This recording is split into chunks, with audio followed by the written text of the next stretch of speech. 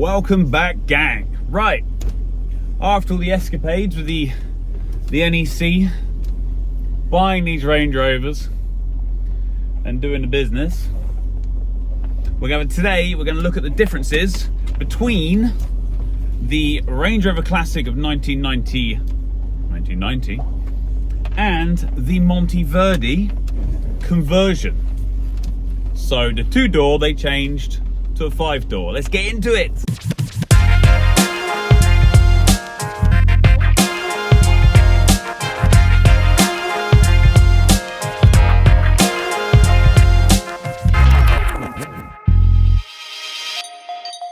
Hello and welcome. So today, gang, we will be looking at the differences on this beautiful, I want to say, Monteverde, and how it differs from the Range Rover 5-door. And there are a few differences, and it's just cool. It's cool. This Monteverde is a piece of Land Rover history, as my good friend tells me, and he's very right. So let's look at these cars side by side while we've got the opportunity to, and go through what makes this Monteverde so special and so different. There is no information on it. When I'm researching this car, there is very little information on it. So let's have a little look now. So of course we have the 5-door black Range Rover, and then we have the 5-door Monteverde.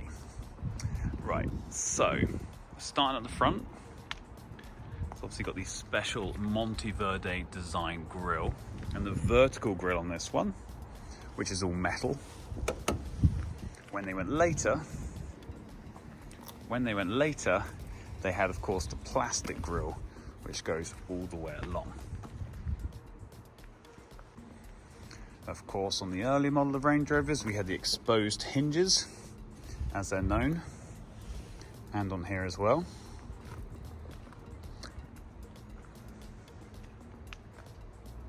What we're trying to do is look at the actual differences between this 5-door car, which was originally a 2-door car. So there are some very defining features on the Monteverde that you can see straight away without seeing the badges that it is a Monteverde. Let's go through Monteverde. So who's Monteverde, you might ask? Well, in the early 60s all the way through to the 80s, Monteverde were a luxury car manufacturer, making cars such as Ferraris and their own models, of course, as well. But they're very high-end, competing with the best of the best, the Aston Martins of the day, and the top quality sport cars like the Ferraris as well. So back in 1979, Range Rover only made a 2-door car, which they've been making for approximately, give or take, 8 to 9 years at that point. Peter Monteverde, the owner of the company, approached Range Rover, like I said in the previous video, but this is just dedicated to the Monteverde, approached them and wanted to make a 5-door version of their car. Land Rover were thrilled, so they agreed with the deal. They would even sell the Monteverdes in the Range Rover showrooms. So you could go into a Range Rover showroom and spec a 5-door car. Then the parts were shipped from Solihull over to Switzerland. They were shipped over with 2 extra doors, 2 extra front doors, and then Monteverde would build the car up to your specification, because they're a very, very rare thing these days. There's numbers talking of like 170 to 300 cars ever made. So there's a very low production of these cars. Probably why there isn't much information around on the internet. So let's look at the big changes with this car. What makes this different? What makes this different to a Range Rover of the same year of 82 or 83? But one of the biggest changes on this car was, of course, the front doors. So that door was cut and changed to fit in the 4-door format, and the rears were added on. So this was a 2-door car originally. So distinguishing features: this corner panel here, and most importantly, the angle of that rear window. So if I just take a zoom back,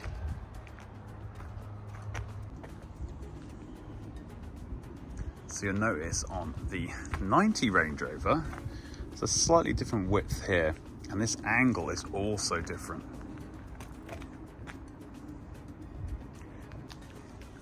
So if you look at the door shut here, and then we'll compare that to,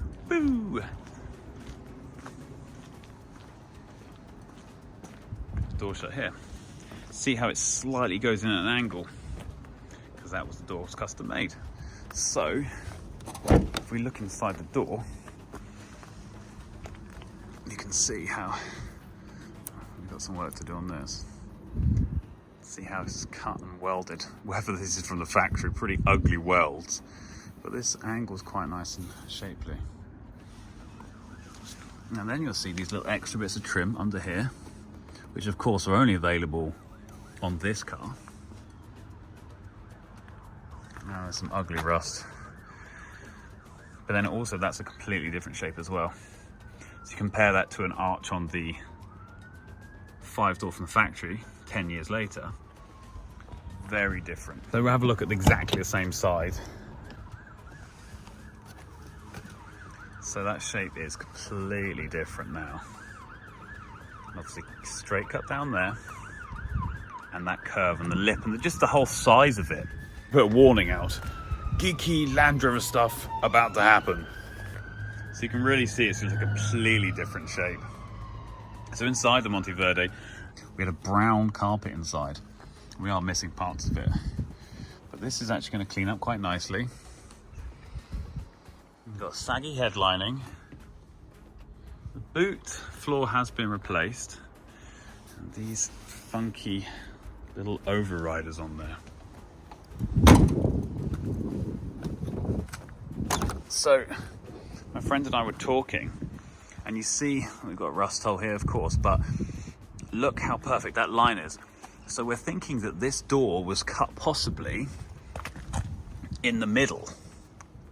In fact, there's a little bump there. So we think the doors were cut in the middle like this, and they took the center part out the door to make it fit right. Of course, all these lovely leather seats, and it's really soft, and you can just tell that is very high quality leather. Even the edging on it just screams luxury. So I got my work cut out of this one. Fundamentally solid, but it all wants taking out, cleaning off, rust proofing and protecting.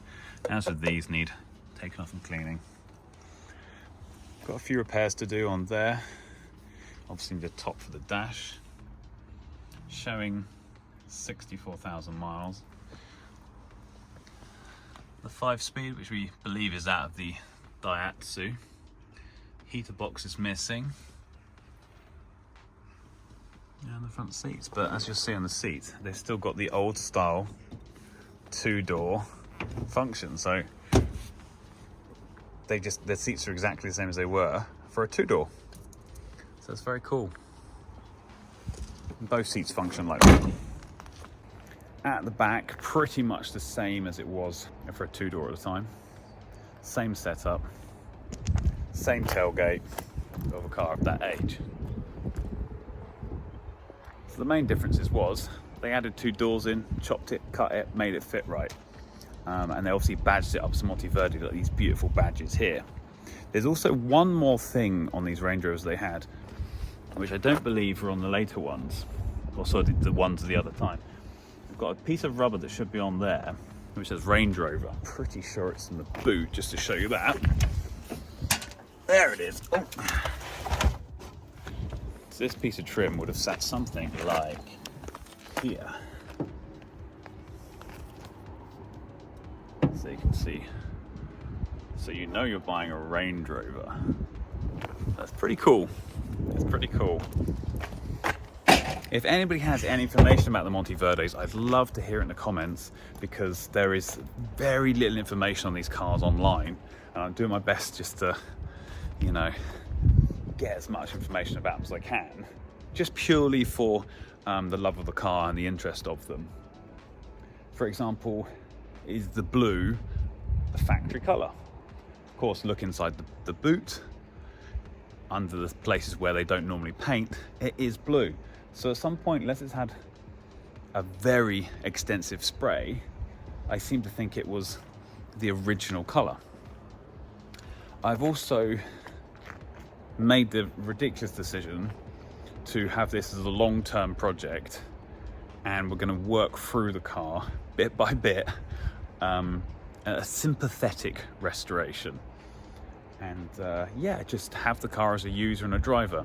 Someone at some point has replaced the engine for a 2.8 Daihatsu turbo diesel engine, and I know all the purists out there, it's not a great thing to do really, but it makes it a very economical car to drive. Obviously has an issue with the V8, and they must have taken it out at some point. So I think it's going to be quite a worthwhile journey over the next few months, getting this car to a respectable standard where it can be used and enjoyed like I feel like they should be. One day will the V8 go back in? Possibly, but I just think this is a piece of Range Rover history and it deserves to go back on the road.